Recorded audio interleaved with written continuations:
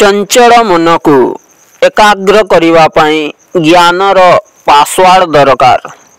आमर ऋषि मुनि माने कहिले जे परमात्मा ज्योतिष रूप अटंती।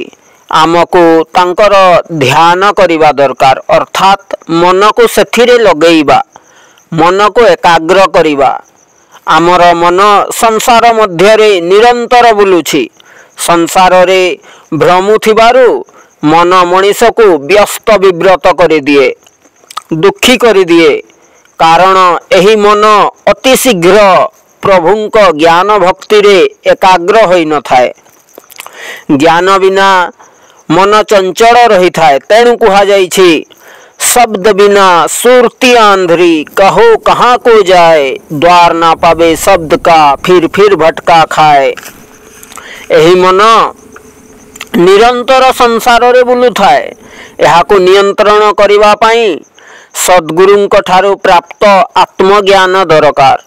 जेपरी मदमस्त हाथी को बसरे करिबा पई महावत पाखरे लुहार अंकुश रही थाए। आज समस्तंक पाखरे मोबाइल फोन अछि, मात्र नेटवर्क रहिबा दरकार। जेपरी नेटवर्क आपणंकु कनेक्ट रखी थाए, आपणंकु जोड़ी रखी थाए, सेहीपरि प्रभुंक ज्ञानर मध्य नेटवर्क हेबा आवश्यक।